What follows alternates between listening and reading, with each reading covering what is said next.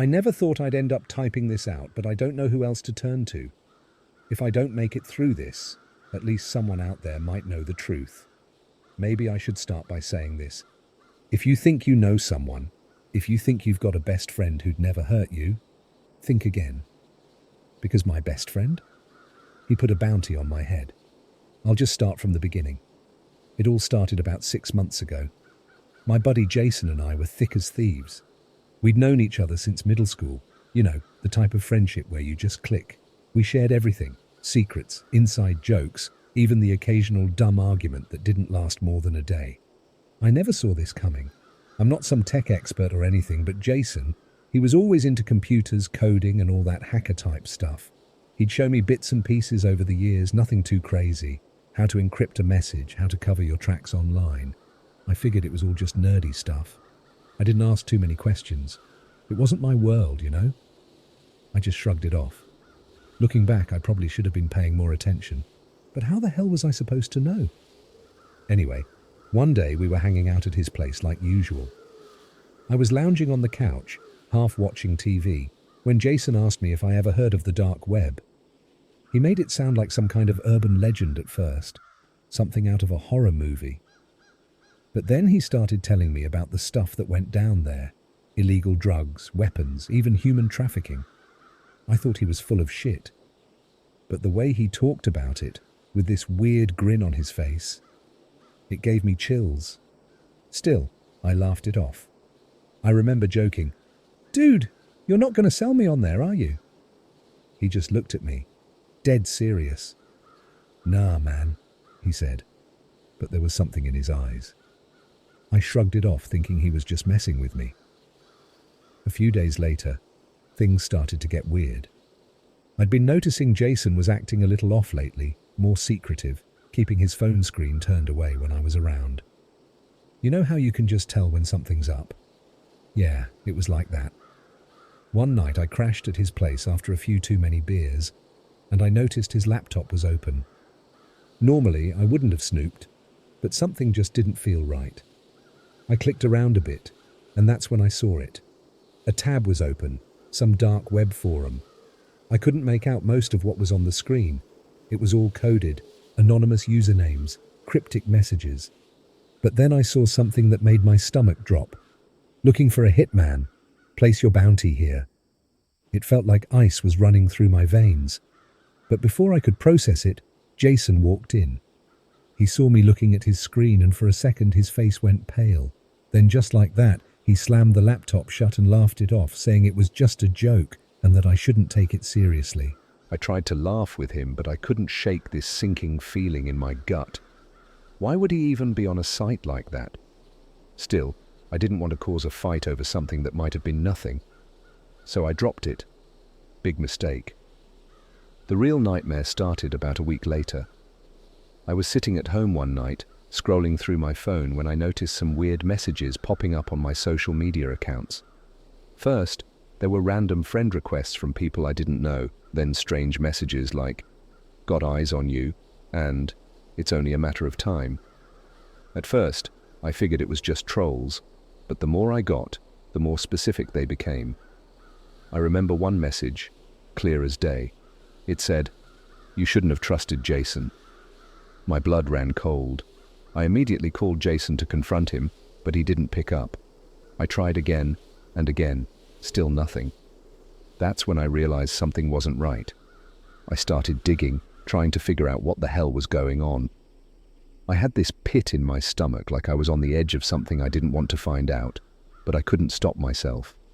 I ended up doing some research on the dark web, and what I found made my blood freeze. There are entire forums dedicated to bounties, like literal marketplaces for human lives. You pay enough, and you can have someone killed. And that's when it hit me. Jason had put my name on one of those sites. I still remember sitting in front of my computer, shaking, staring at the screen in disbelief. I found a thread. It was for me. My full name, my address, even a recent picture of me. There was a price on my head. $20,000 to whoever could kill me. The post had been up for days, and people were already responding, saying they'd take the job. Some even offered lower bids, saying they'd do it for less. My heart was pounding so hard in my chest I thought I might pass out. How could he do this? Why would he do this? My best fucking friend. I grabbed my phone and called Jason again, this time with my hands shaking so bad I almost dropped it. He didn't answer. I tried again, and then again. No response. Panic was setting in. I was sweating, my thoughts racing. I didn't know what to do. Who could I even turn to? The cops. What was I supposed to tell them? That my best friend was trying to have me killed on the dark web? They'd laugh me out of the station. Then the paranoia started. Every sound outside my window made me jump. I started checking the locks on my doors, peeking through the blinds like a maniac. I was convinced someone was already out there, waiting for the right moment to break in and finish the job. I couldn't sleep. Every time I closed my eyes, I'd hear footsteps in the hall or a creak from outside, and my heart would start racing again. I'd get up, grab the nearest thing that could be used as a weapon, a kitchen knife, a bat, anything. I felt like I was losing my mind. The messages kept coming. More threats, more warnings. One of them said, "Enjoy your last days, dead man." That was when I realized this wasn't just paranoia. Someone was out there, watching me, hunting me. And the worst part, I couldn't trust anyone anymore, not even the person who had been closest to me for years. My best friend had put a price on my head, and now it was just a waiting game, waiting to see who would come for me first. The next few days were a blur. I barely ate, I barely slept. Every little noise, whether it was the creak of a floorboard, the hum of the fridge, or the wind against the windows, sent me into full-blown panic. I can't even explain the feeling of knowing that someone, anyone, could be watching me at any moment. There could be a guy outside my house with a gun, just waiting for the right time to pull the trigger. The worst part was, I had no idea how many people had seen that bounty. I tried going about my life like normal, but it was impossible. Work was a joke. I couldn't focus on anything. My boss even pulled me aside one day and asked if I was okay. I wanted to scream in his face, tell him everything, but I couldn't. I could barely even trust myself, let alone anyone else. I was constantly checking over my shoulder, jumping at shadows. Every time my phone buzzed, I nearly had a heart attack. My social media accounts were flooded with anonymous threats.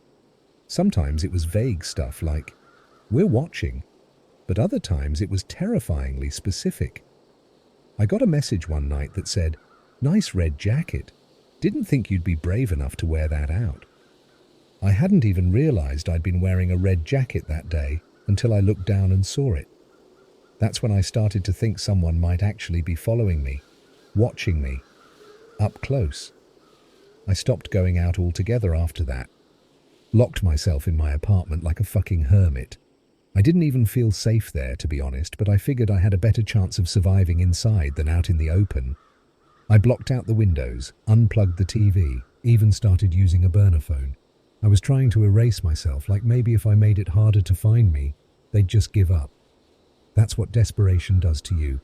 You start hoping for stupid shit that deep down you know won't happen. About a week into this self-imposed lockdown, something changed. It was late, probably around 2 or 3 a.m., and I was sitting in the living room, too wired to sleep. I had a knife in my lap, and every light in the house off, just sitting there in the dark like a psycho when I heard it. A knock. At first I thought I was imagining it, but there it was again. A quiet, deliberate knock at my front door. My blood ran cold. It was too late for anyone to just be casually dropping by, and besides, I hadn't told anyone where I was staying. My hand tightened around the knife, and I got up as quietly as I could, creeping towards the door. I didn't answer. I just stood there, breathing as quietly as possible, straining to hear if the person outside would speak or move or something. But there was only silence. Then, the doorbell rang. My heart was pounding so hard I could hear it in my ears. The doorbell rang again, and then I heard a voice, low, raspy, and completely unfamiliar. "Open up, man. I know you're in there." I froze. My fingers tightened around the knife handle until my knuckles turned white. The voice outside chuckled, a slow, creepy sound that sent chills down my spine. "Come on, don't make this harder than it has to be," the voice continued. "We can do this the easy way or the hard way. Your choice." I backed away from the door, trying to stay as quiet as possible. I thought about calling the cops, but what the hell was I going to say? Some guy was knocking on my door at 3 a.m.? That's not exactly an emergency. Besides, whoever was out there wasn't a random stranger. They were here because of the bounty. They were here for me. After a few minutes of silence, I thought maybe he'd left. I took a step closer to the door to listen again, but before I could do anything, I heard the unmistakable sound of a key being inserted into the lock. I damn near pissed myself. How the hell did this guy have a key? The door creaked open, just a crack, and I lunged forward, slamming it shut with my body. The force knocked me back a bit, but I managed to lock the deadbolt and shove a chair under the doorknob for good measure. My hands were shaking so badly I could barely hold the knife, and my chest felt like it was going to explode from how fast my heart was beating. "All right," the voice on the other side of the door said, now less amused and more irritated. "You want to play it that way? Fine, I'll be back." And just like that, I heard footsteps walking away. I stood there for what felt like hours, just staring at the door, half expecting it to burst open at any second, but nothing happened. Eventually, I forced myself to move, to check every window and door, making sure everything was locked up tight. I didn't sleep that night. I couldn't. I just sat there in the living room, knife in hand, waiting for the next knock. It didn't come that night, but I knew, deep down, that it was just a matter of time. The next day, I called Jason again. I had no other choice. He had to explain himself. He had to give me answers. This wasn't just some sick joke anymore. This was real. People were after me. When he finally picked up, his voice was cold. Not like the Jason I knew. "What do you want?" he asked, like I was the one inconveniencing him. "What the fuck is going on, man?" I snapped. "Why is there a goddamn bounty on my head? Why are people trying to kill me?" There was a long pause. I could hear him breathing on the other end of the line. Finally, he said, "You shouldn't have looked at my computer." I couldn't believe what I was hearing. "What the hell does that have to do with anything?" "Doesn't matter now," Jason said. "It's too late. You've already been marked." "Marked? What the fuck are you talking about?" Another pause, this one longer. When Jason finally spoke again, his voice was eerily calm. "You're not going to make it out of this, man. It's better if you just accept it. Stop fighting." I hung up. I couldn't listen to any more of that psychotic bullshit. That night, the guy came back. This time, he didn't knock. He didn't ring the doorbell. I woke up in the middle of the night to the sound of glass shattering. Someone was in my house. I grabbed the knife from under my pillow and bolted out of bed, heart racing. I could hear footsteps, slow and deliberate, moving through the living room. I had seconds, maybe less, before they found me. My mind was racing. There was no way out. If I ran, I'd be cornered. If I hid, they'd find me. And I wasn't about to just lie down and die. So, I did the only thing I could think of. I ran towards the intruder. As I rounded the corner, knife raised, I saw him, just a shadowy figure in the dim light. He was tall, wearing some kind of mask, and holding what looked like a crowbar. Without thinking, I lunged at him, slashing wildly with the knife. I felt the blade connect with something, his arm maybe, but he barely flinched. He swung the crowbar, and I dodged just in time, but lost my balance, crashing into the coffee table. Before I could get up, I felt the cold steel of the crowbar slam down on my leg. Pain shot through me, blinding, searing pain that made me scream so loud I thought I'd blow out my vocal cords. He stood over me, breathing heavily through the mask. "This is the end," he said, lifting the crowbar for another blow. But then, just as suddenly as it had all started, the guy froze. His phone buzzed, and he glanced down at it, then back at me.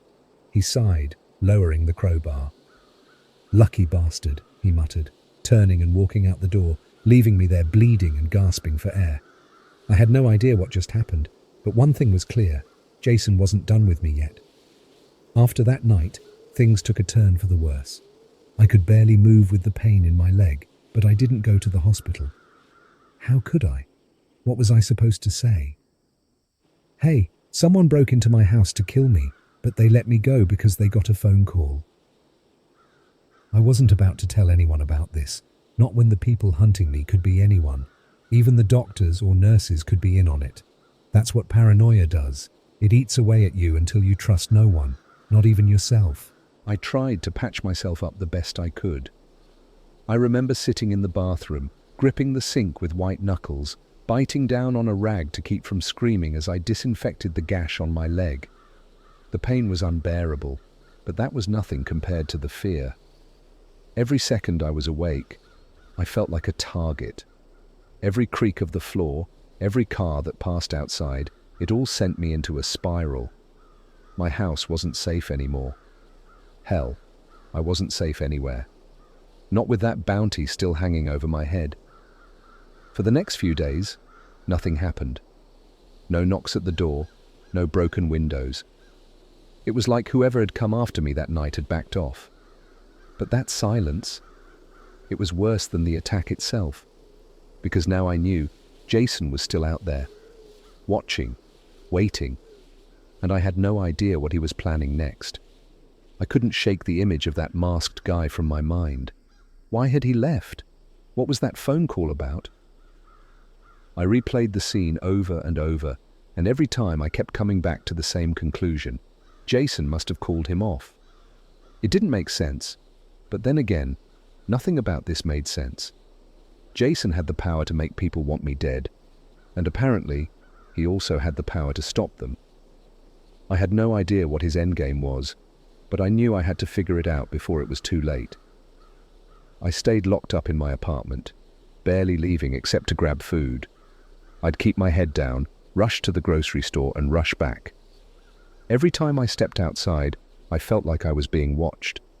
I'd see shadows moving in my peripheral vision, or catch a glimpse of someone just as they disappeared around a corner. Maybe it was paranoia, maybe it was real. I couldn't tell anymore. I was too deep in this nightmare.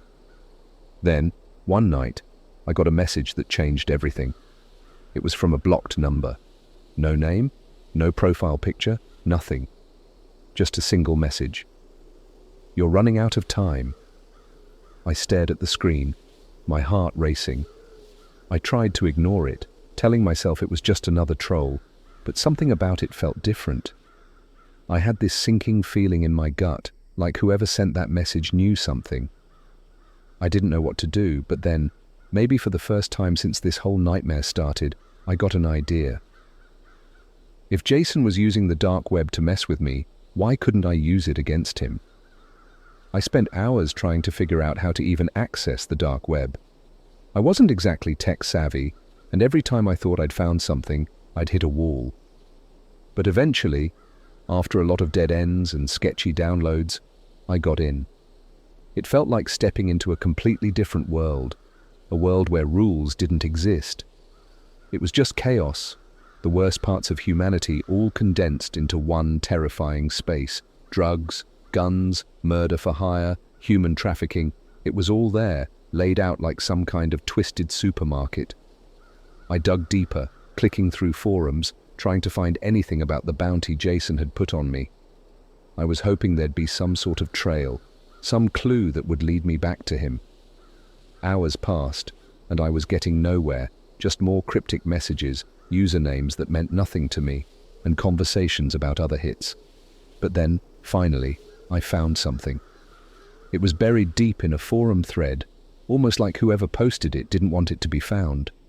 The thread was called The Dead Man's Game, and it was filled with pages of people talking about different bounties they were hunting. But one post caught my eye. It was from a user named Cairo13, and the subject line made my blood run cold. Target, my full name.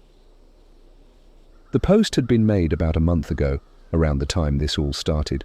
It detailed everything: my name, my age, my address, my routines. There was even a picture of me, probably taken from one of my social media profiles. But the most disturbing part, there was a bidding war underneath. People were offering to kill me for as low as $10,000, all the way up to $50,000. It was like I was some kind of commodity, a prize to be won. I scrolled through the comments, my hands trembling. Most of them were just anonymous usernames, people throwing out bids or talking about how they'd do it. But one comment stood out. It was from a user named Ghostwriter. He wasn't bidding, he was warning. Careful with this one. The poster is playing a game. It's not about the money. That was it. Just a single line. But it sent chills down my spine. Playing a game. What the hell did that mean? I clicked on the username, trying to find more posts from this ghostwriter guy, but his account was empty. No posts, no comments, nothing. It was like he didn't exist. But that warning stuck with me. This wasn't just about the bounty. There was something more going on here, something Jason wasn't telling me. And then, just as I was about to close out of the thread, my phone buzzed. It was another message from that blocked number. I almost didn't want to look, but I knew I had to. Found you. My heart stopped. I looked up from my phone, suddenly aware of how quiet the apartment was. Too quiet. I stood up slowly, gripping the knife I kept nearby at all times now.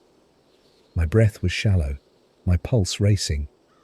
I couldn't see anyone outside the windows, at least not at first, but then I caught movement, a shadow. Someone was outside. I backed away from the window, keeping low, trying not to make a sound. My mind was racing, trying to figure out what to do. I couldn't stay here. Whoever was out there knew where I was. They were coming for me. But where the hell was I supposed to go? Jason had cut me off from everyone. I couldn't even trust the cops. My phone buzzed again. Another message from that same blocked number. I'm coming in. I froze. My entire body locked up in fear. The window behind me shattered, and before I could react, a hand reached through the broken glass and grabbed me by the collar, pulling me towards the jagged shards. I screamed, struggling to break free, but the hand was too strong. I felt the glass slice into my skin as I was yanked halfway through the window, my legs kicking wildly. And then, just as suddenly as it had started, the hand let go. I fell back onto the floor, gasping for air, bleeding from the cuts on my arms and face. I looked up, expecting to see someone climbing through the window, but there was no one there. Just the broken glass and the wind howling through the gap. I crawled back, away from the window, my whole body shaking. My phone buzzed one more time, and I forced myself to look at the screen. Soon. I don't know how long I sat there, just staring at that message, too terrified to move. It felt like I was already dead, like I was just waiting for the inevitable. I knew Jason wasn't done with me. This was just the beginning. I didn't sleep that night. I couldn't. Every creak, every gust of wind, every shadow that passed by the window had me clutching the knife tighter. My heart felt like it was going to explode out of my chest. The adrenaline coursing through my veins wasn't enough to fight off the exhaustion, though. My body was shutting down, but my mind was wide awake, spiraling deeper into paranoia. I knew one thing for sure. I had to get out of there. Staying in my apartment was suicide. I'd seen the hand, felt the glass cutting into my skin. Whoever it was, whoever Jason had sent, they weren't just trying to scare me anymore. They wanted to kill me. And the worst part? They were playing with me. They could have finished the job right then and there, but they didn't. They wanted me to suffer, to feel the fear creeping into every part of my body until I broke. By the time the first light of morning crept through the broken window, I had made up my mind. I couldn't stay. I packed whatever I could fit in a backpack, just the essentials. Food, some cash I had stashed away, my phone, and of course the knife. I didn't have much of a plan. I just knew I needed to disappear, to go somewhere they couldn't find me. But Jason wasn't stupid. He knew me better than anyone. He'd know where I'd go, what I'd do. I had to think outside of the box. So, I made the decision to head somewhere I never thought I'd go, my dad's old cabin. It was a few hours away, deep in the woods, My dad used to take me there when I was a kid. After he died, I hadn't been back. The place had fallen into disrepair, forgotten by everyone, including me. But that was the point. No one would think to look for me there. It was my only shot. I left just after sunrise, hoping the early morning light would make it harder for anyone to follow me. Every car that passed made me jump, my eyes darting to see if anyone was watching. The paranoia was suffocating. I felt like I was being hunted. I had to remind myself to breathe, to calm down. I couldn't afford to make a mistake now. When I finally made it to the cabin, it was worse than I remembered. The place was a wreck. The windows were cracked, the front door barely hung on its hinges, and the woods around it had grown wild. I hesitated for a moment, wondering if this was a good idea after all. But what choice did I have? I wasn't going back. I spent the next hour boarding up the windows and doors as best I could. It wasn't perfect, but it was better than nothing. At least now, if someone came for me, I'd hear them before they got in. And then, for the first time in what felt like forever, I sat down. I just sat there, breathing in the cold, damp air of the cabin, trying to make sense of how my life had spiraled into this nightmare. My best friend, Jason, had put a fucking bounty on my head. And for what? What did I do to him that was so bad? The answer hit me like a freight train. It didn't matter what I did. This wasn't about me. It was about control. Jason always had this weird thing about control, about being in charge, making the rules. It was subtle at first, deciding where we went, what we did, how we spent our time. I always went along with it, not thinking much of it. But looking back now, I realized it was always about power for him. I didn't even see it until it was too late. I don't know how long I sat there stewing in my thoughts. The paranoia wasn't just creeping in anymore, it was drowning me. I could feel eyes on me, even in the middle of nowhere. It felt like the walls were closing in, like I couldn't breathe. I kept checking my phone, half expecting another message, but there was nothing. Just silence. But silence wasn't comforting anymore. It was the scariest part. After what felt like hours, the sun started to set. The cabin was dark, cold, and the wind outside was picking up, howling through the cracks in the boarded-up windows. I lit a small lantern, keeping the light low to avoid drawing attention. I sat in the corner, knife in hand, waiting. I didn't know what I was waiting for. An attack, a message, something. But I knew it was coming. I could feel it. The night dragged on, every minute feeling like an hour. My phone buzzed once, twice, and I nearly dropped it when I saw the notification. It was an email this time, not a message. The subject line read, "I know where you are." I opened it with trembling hands. The body of the email was short, just 2 words. "Goodbye, friend." My stomach turned. I stood up, pacing around the small cabin, heart racing. They were coming. Whoever it was, they knew where I was, and they were coming for me. I ran to the window, peeking through the cracks in the boards. The woods were dark, but I could see shapes moving, shadows, figures. My breath caught in my throat. They were here. I backed away from the window, knife shaking in my hand. There were at least 2 of them, maybe more. I could hear footsteps outside now, slow and deliberate, circling the cabin. My heart was hammering in my chest so hard it felt like it might stop at any moment. My whole body was screaming at me to run, to do something, but there was nowhere to go. I was trapped. I thought about Jason, about everything he had done, and for the first time, I felt something other than fear. I felt anger. This wasn't just some twisted game anymore. This was my life, and I wasn't going to let Jason, or whoever the hell he had sent, take it from me. The first sound of splintering wood snapped me out of my thoughts. They were breaking down the door. I bolted to the back of the cabin, frantically searching for anything I could use to defend myself. My hand landed on an old fire poker, rusty but solid. It wasn't much, but it was better than nothing. I grabbed it, positioning myself near the back door. If they came in through the front, maybe, just maybe, I could slip out the back and run.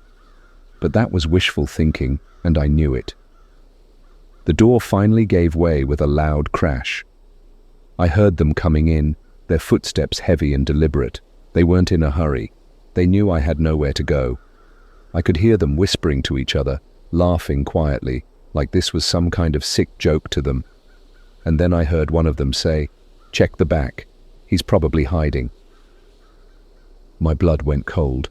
I tightened my grip on the poker, pressing myself against the wall, trying to stay as quiet as possible. The footsteps were getting closer, moving down the hallway towards the back of the cabin. I took a deep breath, steeling myself for what was coming next. My mind was racing, every muscle in my body tensing up as I waited for them to find me. And then I heard it. Come out, wherever you are." The voice was right outside the door now, taunting me. It wasn't Jason's voice, but it didn't matter. Whoever this was, they were here because of him. And they weren't leaving until I was dead. I don't know what came over me in that moment, but something snapped. I wasn't going to just sit there and wait to die. I wasn't going to let Jason win. I gripped the poker tighter, my knuckles turning white, and I charged out of the room, swinging with everything I had. I didn't even see the guy before the poker connected with his face. He let out a grunt, stumbling back, but I didn't stop. I kept swinging, again and again, until he dropped to the floor, blood pouring from his nose and mouth. But I wasn't fast enough. I felt the sharp pain before I even realized what had happened. The second guy, he was behind me. He'd stabbed me, the blade sinking into my side. I gasped, dropping the poker and falling to my knees. The room spun around me as I hit the floor, blood pooling beneath me. The last thing I heard before everything went black was the sound of my phone buzzing again. When I woke up, everything was dark. I wasn't dead, or at least I didn't think I was. My side throbbed with this unbearable pain, like someone was ripping my insides apart. I tried to move, but my whole body screamed in protest. My hands were tied behind my back and my legs were bound too. I was lying on something cold and hard, maybe a concrete floor. It was impossible to tell where I was, but one thing was clear. I wasn't in the cabin anymore. It took a minute for my eyes to adjust, but when they did, I saw I was in some kind of basement. The walls were damp and bare, and there was a single light bulb hanging from the ceiling, flickering just enough to mess with my head. My heart started pounding again, faster than ever, as the reality of my situation hit me. I had been taken. They had me. Whoever they were. And if Jason was behind all this, then I was in deeper shit than I'd even realized. I lay there for a while, listening. It was quiet. Too quiet. The kind of silence that makes your mind play tricks on you. I could hear my own breathing, fast and shallow, and the faint dripping of water somewhere nearby. My side was killing me. The wound wasn't bandaged or anything. I could feel the warm, sticky blood seeping out every time I moved. I had no idea how much longer I could last like this. And then I heard footsteps. They were slow, deliberate, like whoever it was wanted me to know they were coming. The door to the basement creaked open, and a shadowy figure stepped in. My heart nearly stopped when I saw who it was. Jason. He looked almost casual, like this was just another day to him. He was wearing jeans and a hoodie, hands stuffed in his pockets, and he had this look on his face that I'll never forget, calm, almost bored, like none of this was out of the ordinary. He walked over to me, crouching down until we were face to face.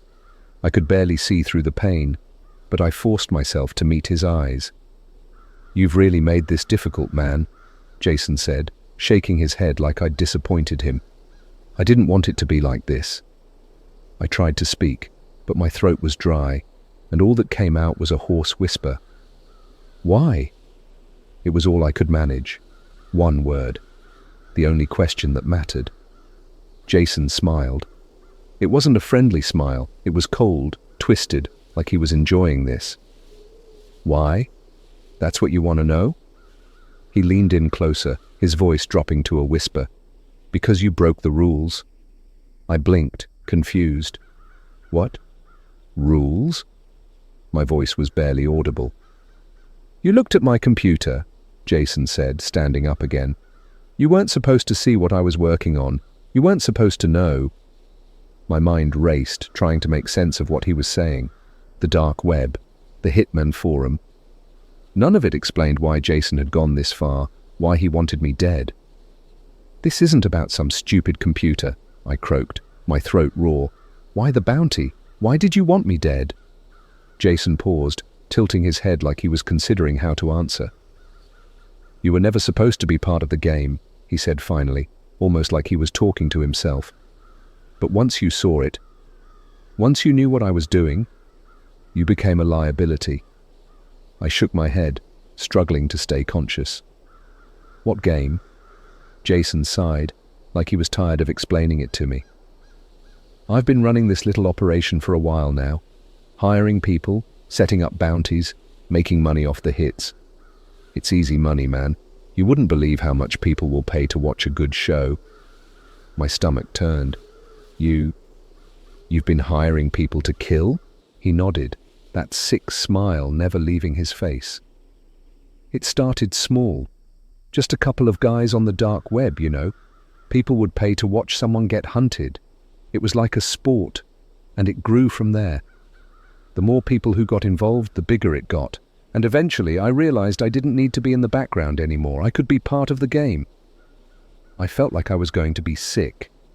My best friend, the guy I grew up with, the guy I trusted, had been running a murder-for-hire ring, and now I was his latest target.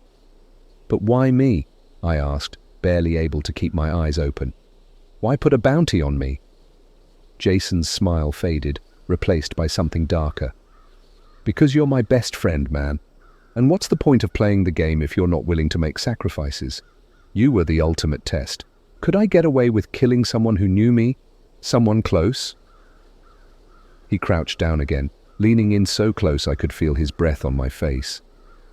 "Turns out," he whispered, "the answer is yes." My heart pounded in my chest and I struggled against the ropes, but I was too weak, too tired. Jason stood up, pacing back and forth, clearly enjoying every second of this.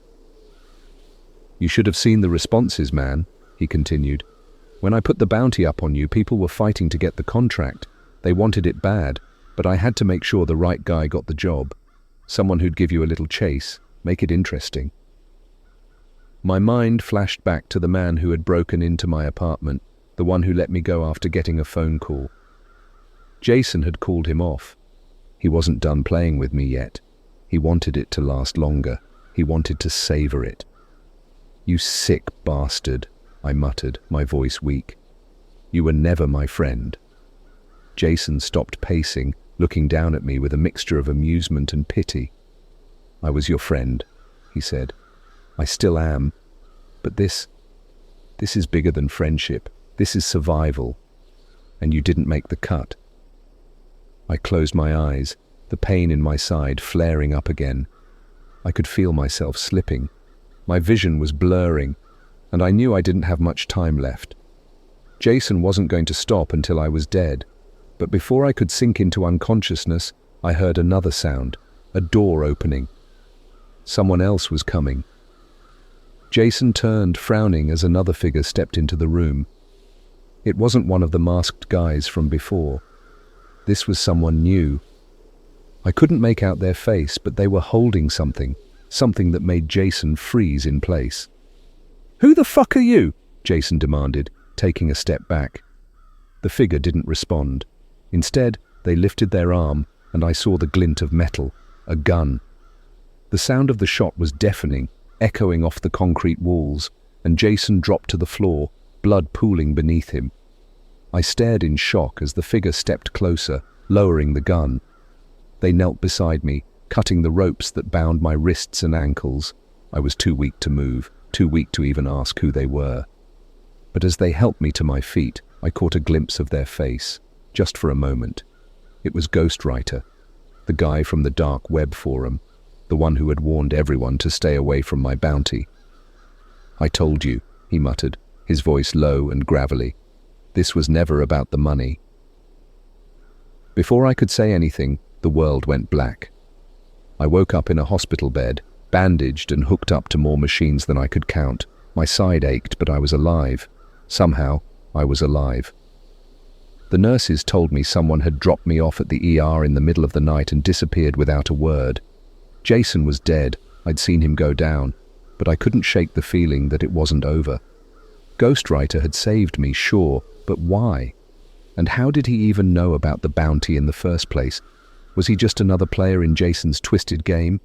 I'll never know for sure. I've changed my name, moved across the country, and erased myself as much as possible. But some nights, when the wind is howling outside, I can't help but wonder if Ghostwriter is still out there, watching. And if Jason wasn't the last one to play the game, I survived, but I'm not safe. Not yet, maybe not ever.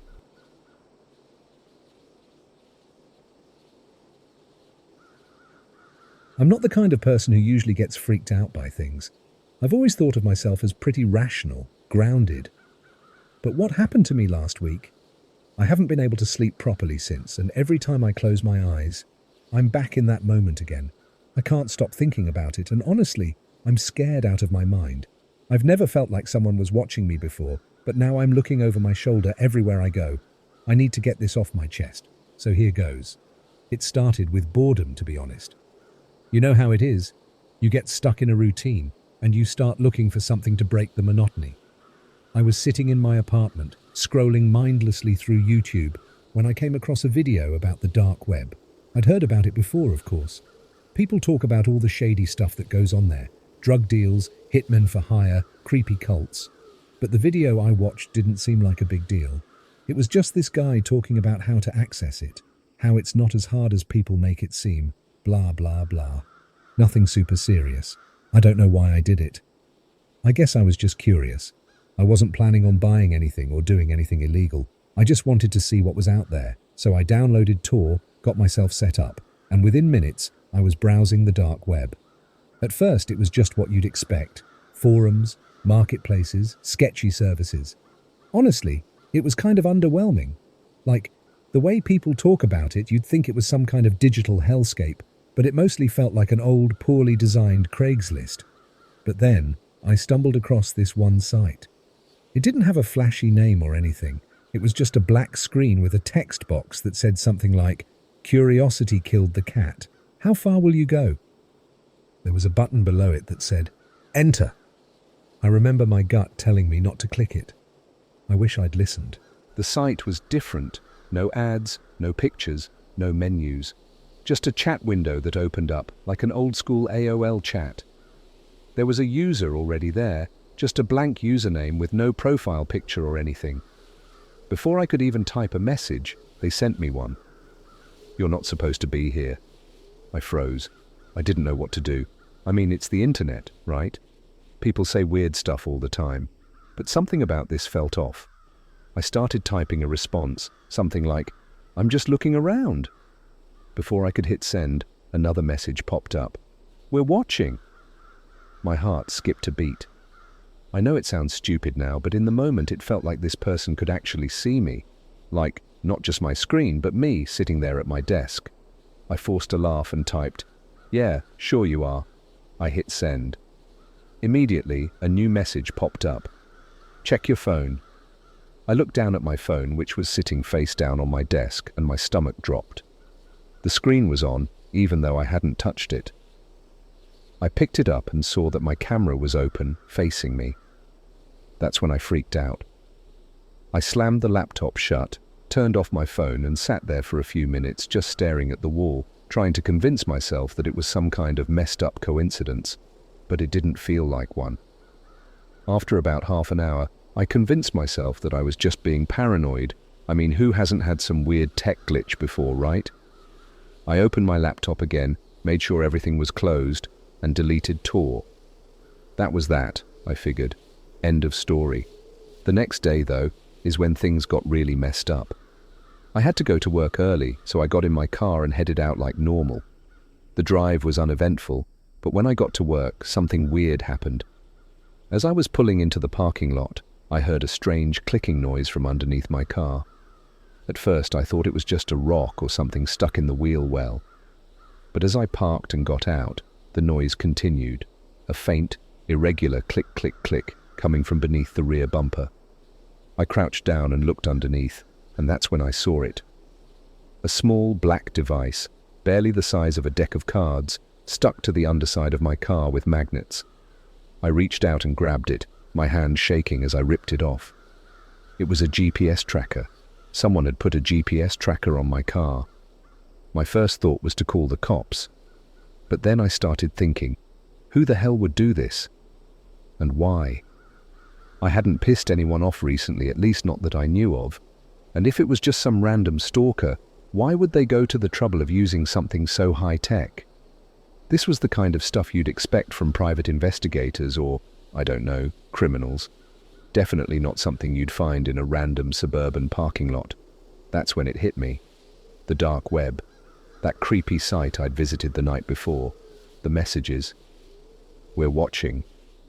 I don't know how, but I knew it was connected. Maybe I was overreacting. Maybe it was just a coincidence, but I didn't feel safe anymore. I threw the tracker into the nearest dumpster and went inside to work, trying to pretend like everything was fine. But all day, I couldn't shake the feeling that someone was watching me. Everywhere I went, I felt eyes on me. It got worse after work. I drove home, checking my rearview mirror constantly, half expecting to see a car following me. But there was nothing.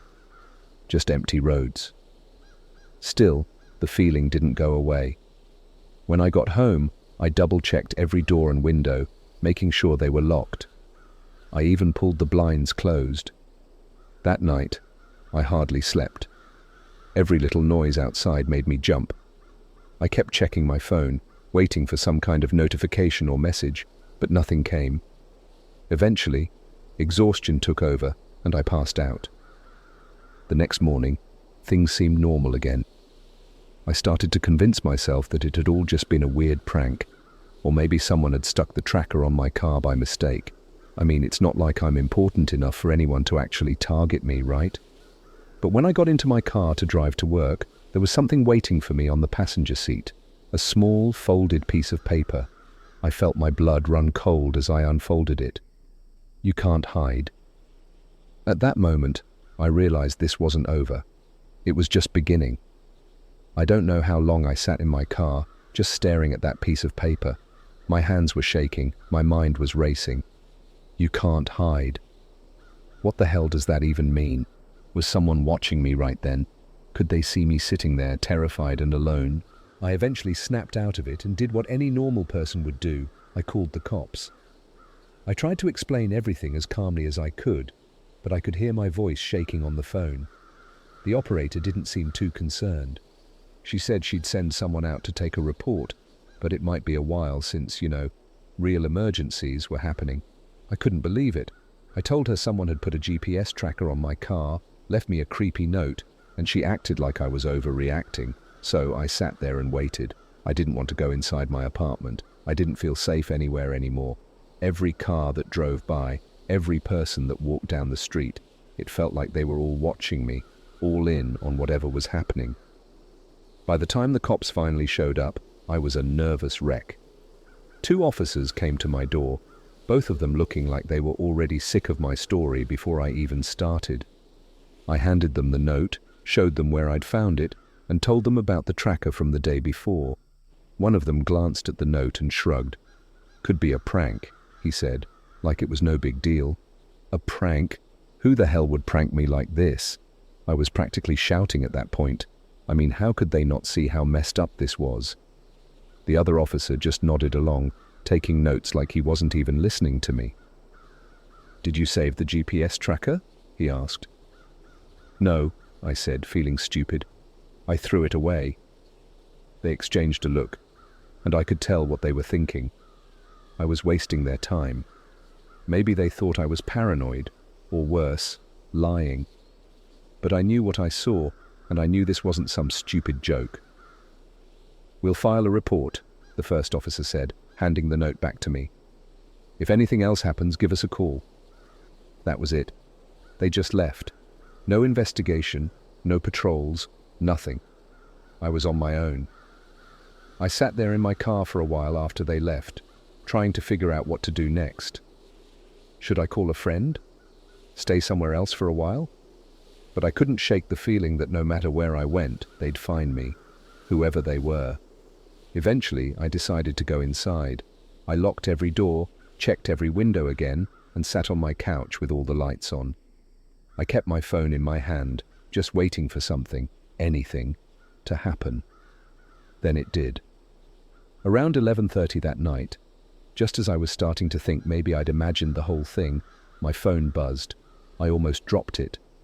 My heart was racing as I looked at the screen. It was a text. No number, just a blank contact. "Did you like the gift?" I couldn't breathe. My hands were shaking so badly, I almost dropped my phone. I didn't even know what to do. I wanted to respond, to tell whoever this was to leave me alone, but I had no idea how to reply to a message like that. So I didn't. A few minutes later, another message popped up. "We're closer than you think." I felt sick. My stomach twisted into knots. I got up and walked to the window, slowly pulling the curtain aside just enough to peek out. The street outside was empty, no cars, no people, just the dim glow of streetlights casting long shadows across the sidewalk. I tried to look for anything out of place, a van, someone sitting in a car, but there was nothing. But then I heard it, a knock at my door, 3 slow, deliberate knocks. I froze. There was no way anyone should have been at my door that late. I checked the peephole and there was no one there. My heart was pounding so hard I thought it might burst out of my chest. I slowly backed away from the door, praying they wouldn't knock again, but they did, this time louder, more forceful. I was shaking now, adrenaline pumping through my veins, and I just stood there, staring at the door, waiting for something, anything to happen. Another knock, louder than before, practically rattled the door frame. I couldn't take it anymore. I grabbed my phone and called the cops again. I didn't care if they thought I was crazy. I wasn't about to sit there and do nothing while some psycho tried to break into my apartment. The operator picked up, and I was halfway through explaining what was happening when the knocking stopped. Suddenly, everything went quiet, dead silent. I held my breath, waiting for something to happen, but nothing did. Just silence.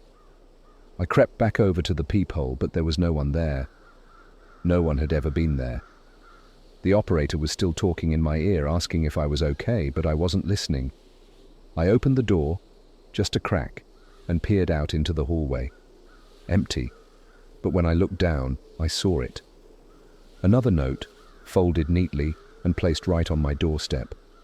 I picked it up with trembling hands, afraid of what I might find inside. It was the same kind of paper as before, the same handwriting, just 4 words this time. "We're already inside."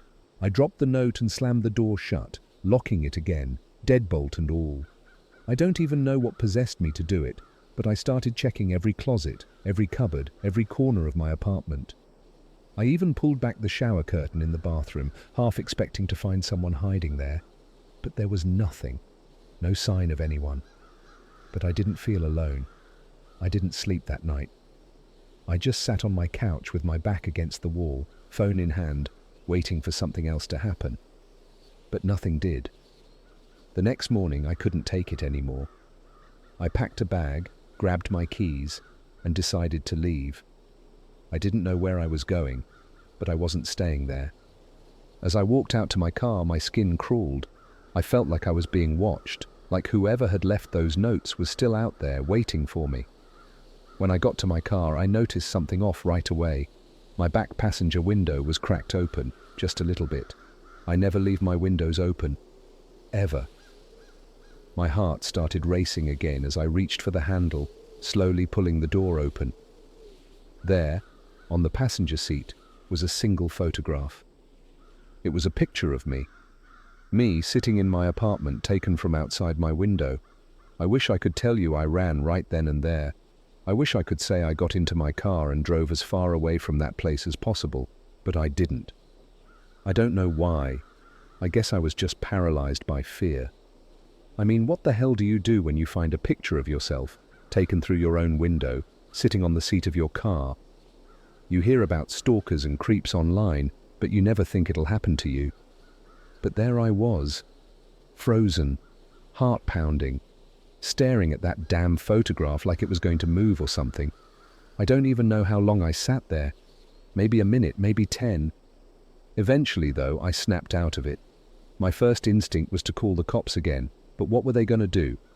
Show up 3 hours later and tell me I was overreacting again?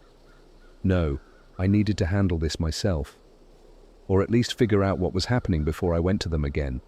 So, I grabbed the photo and looked closer. It wasn't just any random shot. It was me, from the night before, sitting on my couch, phone in hand. The lights were on, the blinds were drawn, but there was just enough of a gap in one of them for someone to have taken the picture. From the angle, it was clear. They had been right outside my window. I started to feel sick. I turned the photo over, hoping to find some clue or anything to make sense of it. Instead, written on the back in the same handwriting as the notes, were 3 words: "We never left." That did it for me. I grabbed my bag, threw the photo in the glove compartment, and floored it out of there. I didn't even have a plan. I just knew I couldn't stay at my apartment anymore. I drove around aimlessly for a while, my eyes darting to the rearview mirror every few seconds. Every car that got too close felt like it was following me. Every person walking down the street seemed like they were watching me. After about an hour of aimless driving, I realized I had nowhere to go. I couldn't go to work. I'd be too paranoid, and I didn't want to risk whoever was doing this finding me there. I couldn't stay with any friends because honestly, I didn't want to drag them into this nightmare. So I did what any rational person would do in a situation like this. I drove to the nearest cheap motel, paid for a room in cash, and locked myself inside. It was a shitty place, the kind of place that smelled like cigarettes and mold, but at least it was safe, or at least it felt that way. I barricaded the door with a chair, checked the windows 3 times, and finally let myself collapse on the bed. I stared at the ceiling for what felt like hours, waiting for another text, another knock, anything. But nothing happened. I didn't sleep much that night. Every little sound, the hum of the air conditioner, the creak of the bed frame, distant voices outside, set me on edge. I kept checking my phone, half expecting another creepy message, but it stayed silent. By the time the sun came up, I was exhausted but still too wired to rest. That's when things got worse. I decided to check my phone again, just to see if I'd missed anything while I was trying to get some sleep. And there it was, a notification, not a message, but an email. The subject line just said, "Time's up." I stared at it for a second, my stomach churning. I didn't recognize the email address. It was some random jumble of numbers and letters, but it didn't matter. I knew it was them. I didn't even want to open it, but I couldn't stop myself. My thumb hovered over the screen for a second before I tapped it. There was no message, just an attachment, a video file. My hands were shaking as I pressed play. The video started out blurry, shaky, like it had been filmed on an old phone or something. At first, it was hard to tell what I was looking at. There were shadows, a bit of movement, but no real context. Then the camera focused, and I realized exactly what I was seeing. It was my apartment. The video was filmed inside my apartment. The camera slowly panned across the living room, my living room, where I had sat the night before. Everything was exactly how I'd left it. The TV, the blanket on the couch, the empty beer bottle on the coffee table. But then, the camera moved closer to the couch and I could see something else. Something worse. The figure. At first it was just a shadow, barely noticeable. But as the camera zoomed in, I saw it. Someone crouched behind the couch. Not fully visible, but just enough to make out a shape, a person. They weren't moving, just sitting there, hiding, watching. My heart was in my throat. I felt like I was going to throw up. This video wasn't from the night before. It was from before that. This person had been in my apartment, hiding behind my couch, while I sat there texting the cops, too oblivious to realize I wasn't alone. The camera zoomed in on the figure's face, but it was distorted, blurred, like someone had smeared Vaseline over the lens. I couldn't make out any features, just darkness, just a faceless shape watching me. Then, without warning, the screen cut to black. I dropped my phone.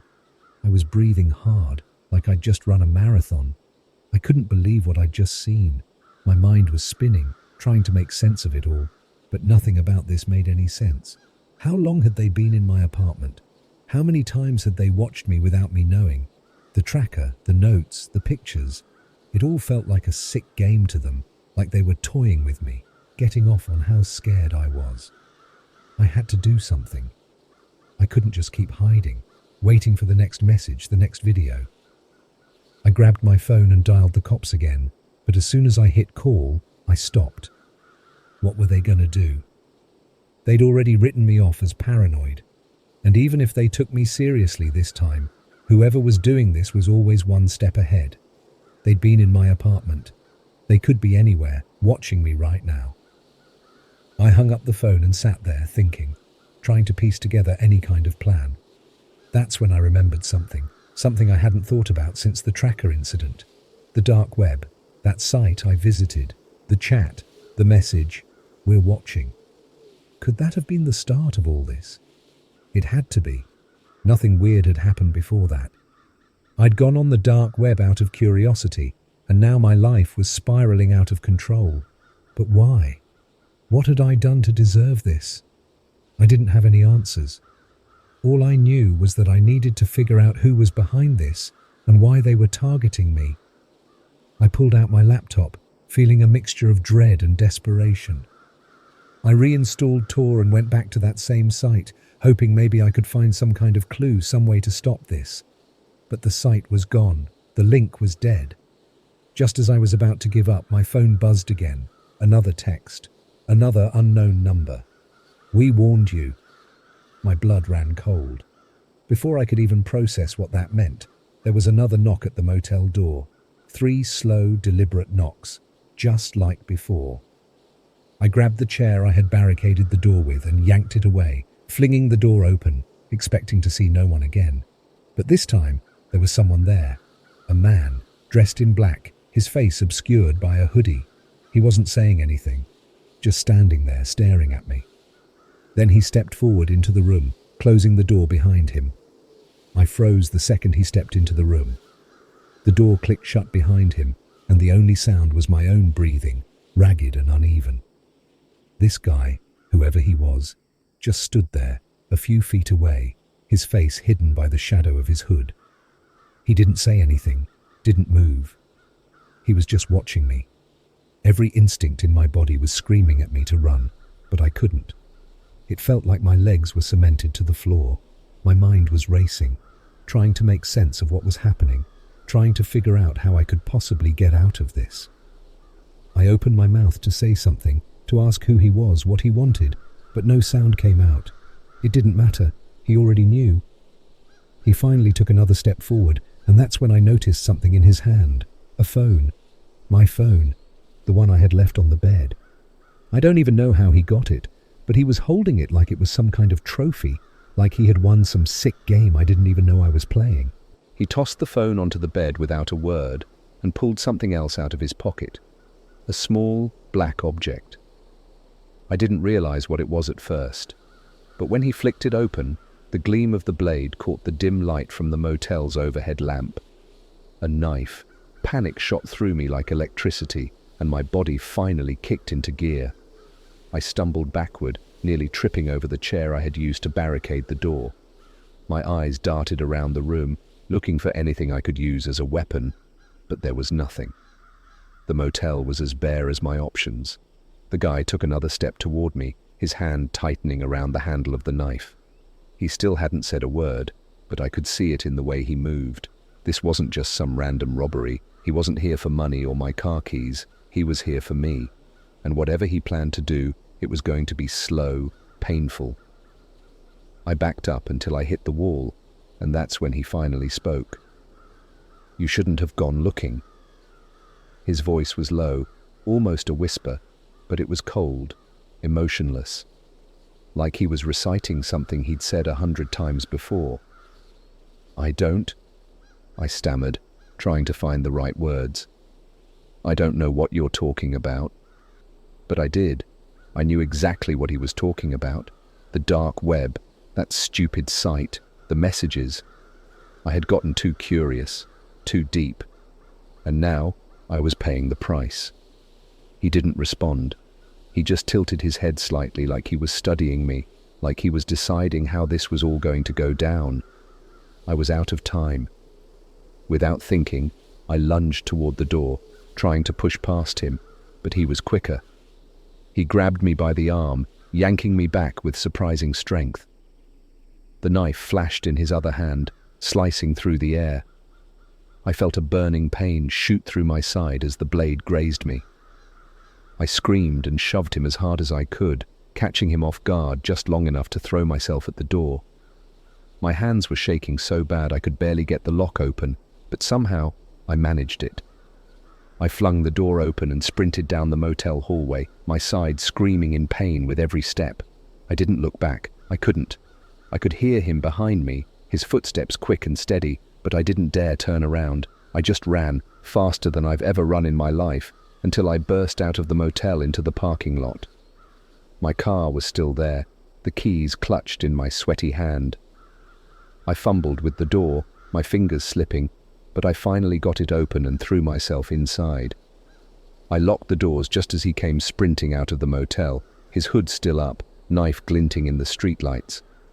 For a second, I thought he was going to try to break the window, but he didn't. He just stood there, watching me, the same way he had in the motel room. I didn't wait to see what he was planning next. I started the car and peeled out of the parking lot, tires screeching. I was shaking so bad I could barely keep the wheel steady, but I didn't care. I just needed to get as far away from that place as possible.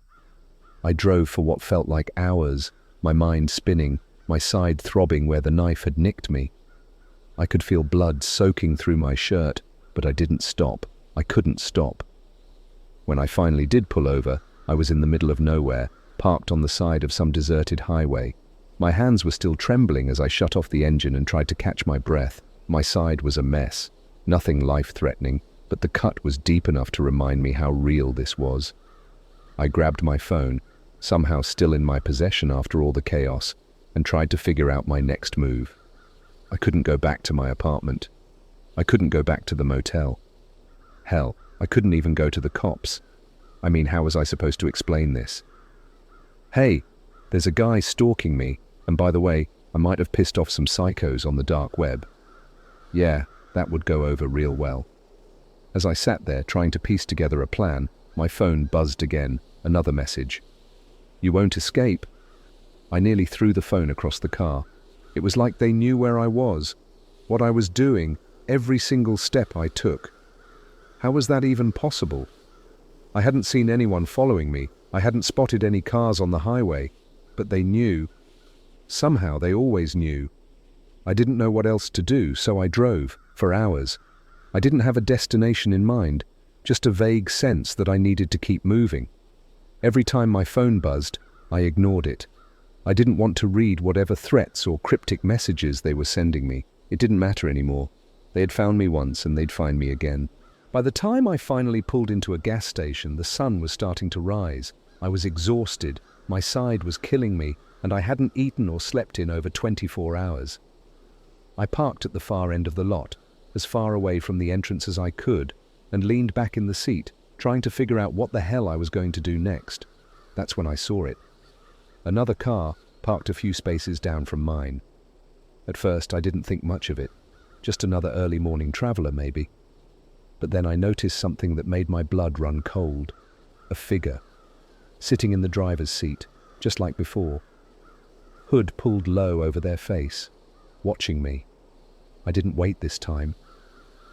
I slammed the car into reverse, tires squealing as I peeled out of the parking lot and back onto the highway. I was in full-on panic mode now, driving faster than I should have, weaving in and out of lanes like a maniac. But I didn't care. I needed to get away. But no matter how fast I drove, I couldn't shake the feeling that they were still behind me, that they'd always be behind me, watching, waiting, following. Eventually, my phone buzzed again, and I couldn't help myself. I looked at the screen. We're everywhere. And that's when it hit me. This wasn't just some sick game. This wasn't just some random stalker or hacker screwing with me. It was bigger than that. They were everywhere. And I wasn't getting out of this. I don't know how long I drove after that. Hours, maybe. Time didn't feel real anymore. It was just me, the empty highway, and that message burned into my brain. We're everywhere. No matter where I went, no matter how far I ran, they were always there, always watching. Every car that passed me felt like it was one of them. Every gas station, every parking lot, every shadow in the corner of my eye, it all felt like it belonged to them. I wasn't safe anywhere. I couldn't escape. Eventually, I realized something chilling. I was being herded. I don't know how I knew, but it was like every road I turned down was the wrong one, like every decision I made was somehow pushing me closer to wherever they wanted me to go. I wasn't in control anymore, if I ever had been. The more I tried to run, the more it felt like I was playing right into their hands. It was almost dusk when I saw the gas light come on in my car. I'd been driving for so long that I hadn't even thought about gas, and now I was on empty, stranded in the middle of nowhere. My phone's battery was dying too, 5% left and dropping. The idea of stopping somewhere, getting out of the car, made my skin crawl, but I didn't have a choice. I pulled off at the next exit, a dirt road leading to some rundown gas station in the middle of nowhere. It looked abandoned. The sign was rusted, barely hanging onto the old building, and there was only one pump, like it hadn't been used in years. But I didn't care. I needed gas, and I needed to figure out what the hell I was going to do next. I parked by the pump and got out, my eyes darting around the empty lot. The place was eerily quiet, no sign of life anywhere, not even the hum of cars in the distance. It was like I had stepped into a dead zone, completely cut off from the world. I swiped my card at the pump, praying it still worked, and to my surprise, the gas started flowing. For a second, I let myself breathe. Maybe this was it. Maybe I could fill up and drive somewhere, anywhere, that wasn't crawling with people who wanted to kill me. But then I heard it. That sound. Footsteps. I spun around, my heart slamming into my chest, but I didn't see anyone. Just the empty road and the vast stretch of open land around me. But the footsteps didn't stop. They were coming closer, deliberate, like someone wanted me to hear them. I abandoned the pump, gas still flowing into the tank, and backed up toward my car, my eyes scanning every inch of the darkening landscape. That's when I saw him.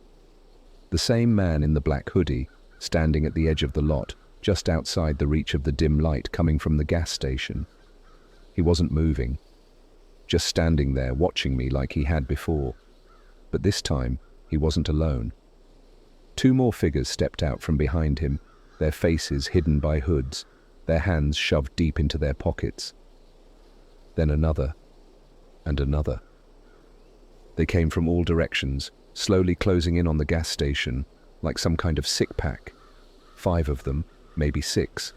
I couldn't tell anymore. They were everywhere. My legs locked up in fear. My breath hitched in my throat. I fumbled for my keys, barely able to get them in the door of the car. But as I turned the key in the ignition, something in the corner of my eye caught my attention. My phone. The screen lit up. Another message. No more running. That was it. That was the moment I knew it was over. They had me. I don't know why I did it, but I grabbed my phone and opened the message, as if seeing it one more time would change anything.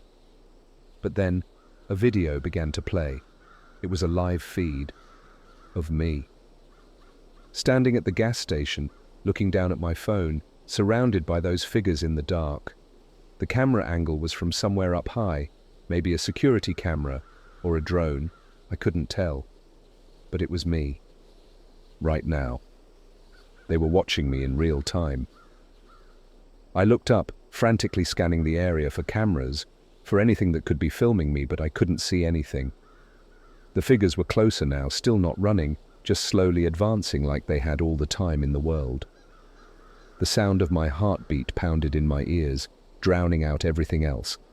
I threw my phone into the car and yanked the gas pump out, jumping into the driver's seat. I didn't care if I had a full tank or not. I just needed to get the hell out of there. My hands were slick with sweat as I slammed the car into gear, flooring it out of the lot. I could see the figures in my rearview mirror, standing perfectly still as I sped away. But even as I drove, something inside me knew it wasn't over. I didn't need another text to tell me that. They were in my head now. My mind was unraveling, spinning out of control with thoughts of them. Every car that passed, every set of headlights in the distance felt like they were all watching me, waiting for me to make a mistake, waiting for me to stop. And then, just as I thought maybe I had gotten away, maybe I could outrun them, my car died. I swear to God, it just shut off. No warning, no reason, no lights on the dashboard, just dead. I drifted to the side of the road, the car rolling to a stop in the middle of nowhere. I tried the key again, but nothing. Not a single sound from the engine. Just the suffocating silence of the night around me. My phone? Dead. No service, no battery, completely gone. I was stranded. I sat there for a few minutes, staring at the dashboard, trying to wrap my head around what was happening. But deep down, I already knew. They had planned this. They had orchestrated everything. The tracker, the messages, the gas station, it was all a setup. They were in control the whole time. And then, just as I was about to get out of the car, I saw them, in the distance, headlights. Slowly, methodically, the car pulled up behind me, its bright lights cutting through the darkness like a knife. I didn't even bother trying to start my car again. I just sat there watching as the car door opened and one of the hooded figures stepped out. It was the same man from the gas station, the same man from my apartment, the same man who had been following me this entire time. He didn't rush. He didn't need to. He knew I wasn't going anywhere. I fumbled for the door handle, yanking it open and stumbling out into the cold night air. My side was still aching from the knife wound, my legs weak from exhaustion, but I ran. I didn't even know where I was going. There was nowhere to go. But I ran anyway, the sound of my shoes hitting the gravel the only noise in the suffocating silence. And then, just like before, I heard footsteps, right behind me, closing in. I didn't make it far.